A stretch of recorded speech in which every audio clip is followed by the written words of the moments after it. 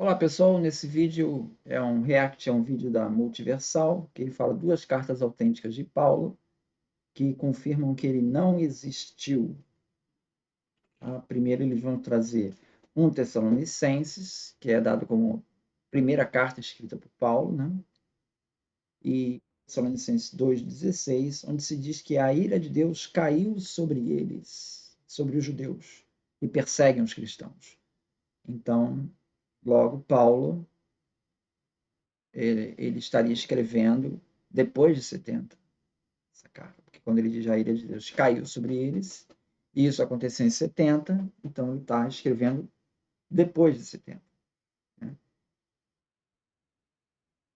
Cito inclusive o Flávio Josefo, em Guerra dos Judeus 7.8, que foi publicado em 75, né? E ali fala que a ira de Deus caiu sobre nós. Então faz essa associação entre a queda do templo e a ira de Deus. Isso já aparece em Josefo. Seria então uma evidência que Paulo está após 70. Né? Então, se essa que é a carta mais antiga de Paulo, 1 Tessalonicenses, foi escrito após 70, então logo todas as outras foram escritas após 70. E ele vai pegar uma outra carta, a carta de Romanos, né, onde ele vai trazer uma passagem de Sêneca, na Epístola 41, e comparar com Romanos 10:8. E faz essa comparação e chega à conclusão, olha, Romanos 10:8 está copiando Sêneca. Como Sêneca escreveu em 65, então Romanos 10:8 possivelmente está depois de 70. Então são duas cartas, Romanos e 1 Tessalonicenses, com marcadores, evidências de que o autor está escrevendo depois de 70. Então, logo, Paulo está depois de 70. Segundo eles, Paulo não existiu, né? Porque fica contraditório. Bom,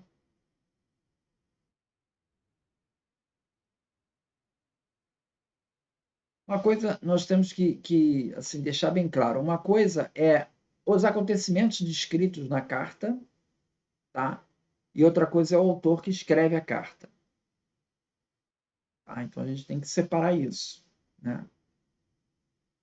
Então, o que eles estão dizendo, pelo que entendi, é que os acontecimentos da carta, eles são anteriores a 70. Se propõem a ser anteriores a 70. Está falando de procurador Festo, né, nas cartas paulinas, uma série de marcadores ali que são anteriores a 70.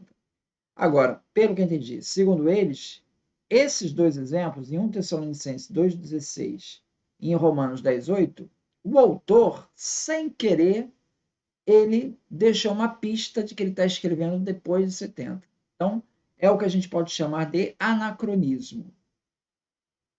A carta que ele está escrevendo está ambientada antes de 70. As histórias que ele está inventando teriam acontecido antes de 70. Só que ele, sem querer, deixou passar em 1 Tessalonicenses 2,16 e em Romanos 10,8 que ele está depois de 70. Sem querer. Não era a intenção dele. Mas a carta está ambientada antes de 70, não há dúvidas. Então, segundo ele, isso prova de que é um anacronismo. É um anacronismo. E que Paulo, então, não inventou. As histórias teriam sido todas inventadas. Então, não existem cartas autênticas de Paulo. Uma questão que gera confusão é muitas que falam assim, que existem vários Paulos, né? Essa frase, ela gera uma certa confusão, né? Por quê? Quando você diz que existem vários Paulos, na verdade, o Paulo da narrativa, ele é um só. O Paulo da narrativa é um só. Você tem vários autores, várias pessoas escrevendo. Isso, inclusive, os historiadores consideram que, de fato, você tem em Paulo, você tem 7 cartas autênticas, ou seja, que ele escreveu. Então, ele escreveu em 50 e 60. Isso é o que se tem da maior parte dos autores, dos historiadores. E você tem outras 7 cartas que são pseudepígrafos, ou seja, são escritas não por Paulo, mas por outra pessoa, posteriormente, fazendo-se passar por Paulo. São pseudo-epígrafos. Então, essas cartas seriam de fato posteriores, mas as 7 autênticas não, seriam escritas por Paulo 50 e 60. Segundo a Multiversal, todas seriam pseudoepígrafos, e o personagem Paulo não existiu, a história toda foi inventada, da perspectiva da Multiversal. Então, quando fala que tem vários Paulo, não são vários Paulo autores, tá? Porque, na verdade, autores não foi nem Paulo que escreveu, os pseudoepígrafos.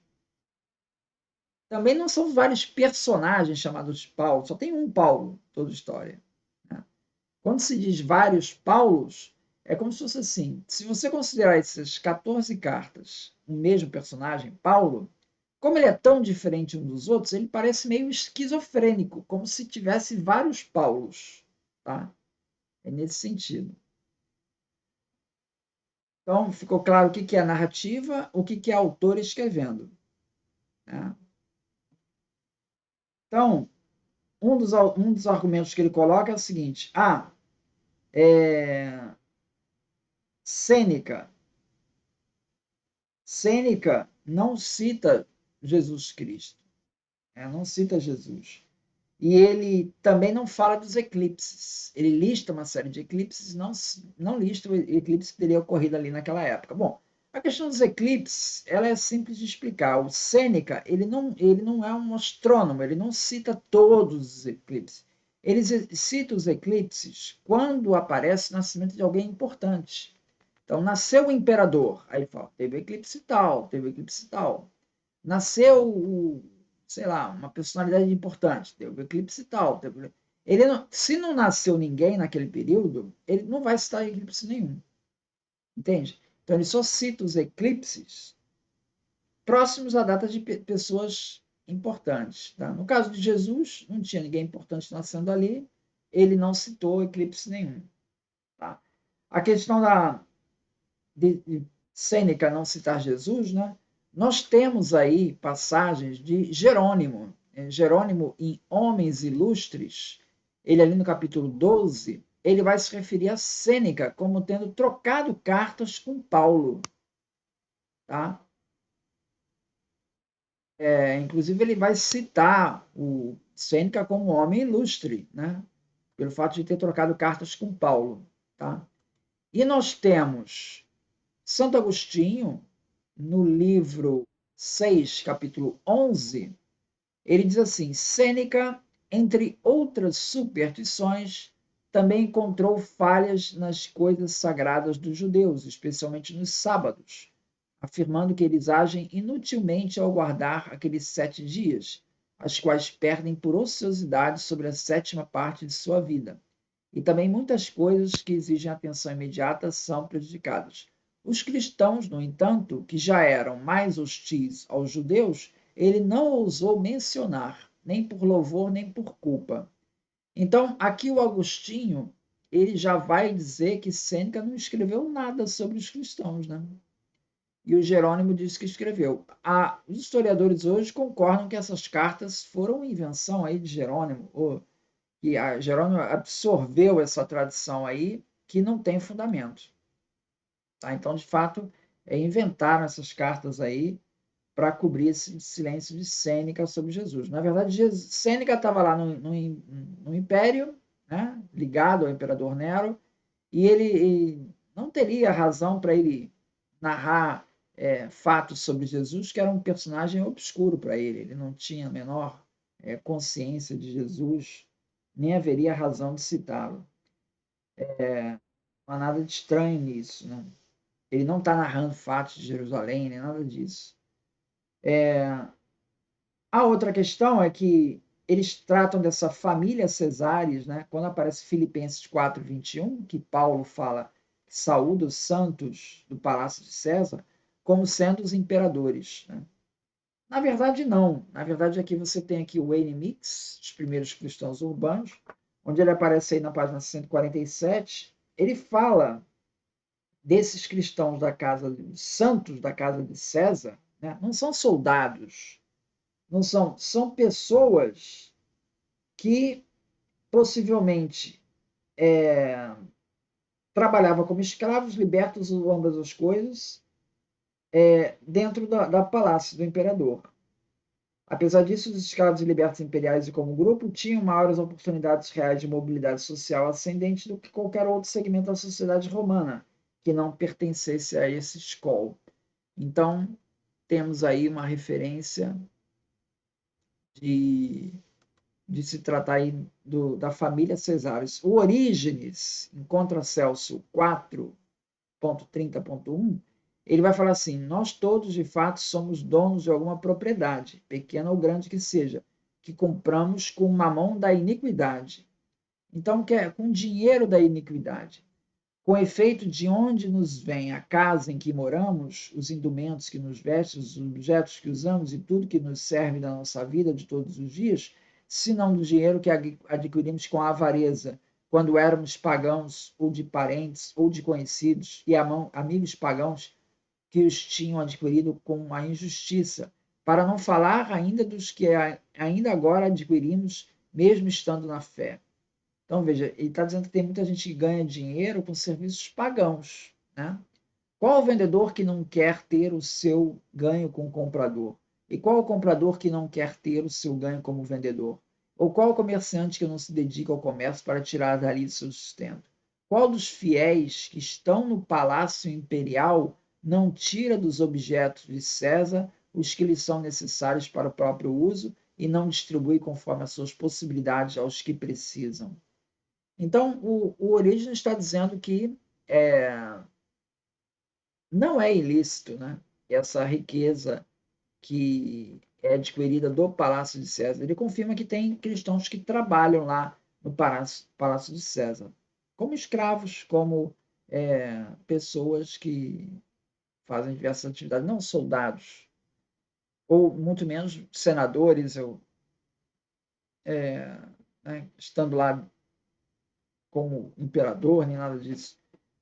São pessoas que trabalham lá. Então não tem esse vínculo que a multiversal está colocando, né? Então, como nós ficamos?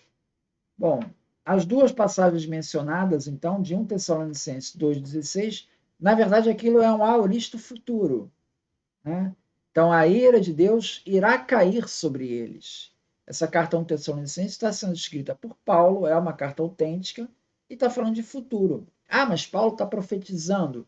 Na verdade, Paulo está falando sobre o dia do juízo, o dia que vai cair a ira de Deus, que é uma coisa que Jesus já falava. Então ele só está simplesmente reproduzindo o que Jesus já falou. Então não está propriamente profetizando. E a outra passagem que se remete a Romanos, a comparação que se tira entre a Epístola 41 e Romanos 10:8, ela teria de ser feita em grego. Você teria de mostrar as palavras em grego sendo exatamente as mesmas. Porque você tem um tema comum, não significa que ele copiou Sêneca. Significa que os dois estão usando um tema comum. Né? Para você mostrar que uma pessoa, um texto copiou outro, você tem que mostrar textualmente, palavra por palavra. Né? É o caso, por exemplo, dos sinóticos. Como é que a gente sabe que os sinóticos um copiou o outro? Porque as parábolas são contadas exatamente com as mesmas palavras na mesma ordem. Então, ou seja, é uma história que está sendo contada com as mesmas palavras. Então, provavelmente alguém copiou alguém aí. É baseado nisso. Então, essa comparação que é feita entre Sêneca e Romanos teria de ser feita em grego. Teria de ser feito comparando palavra por palavra. Não foi feito isso no vídeo. Então eu não sou tanto a passagem de Romanos quanto a passagem de 1 Tessalonicenses, para mim elas não confirmam que está sendo copiado o texto, ou que Paulo esteja depois de 70. Não está servindo para nenhum desses dois propósitos. É isso. Muito obrigado, então.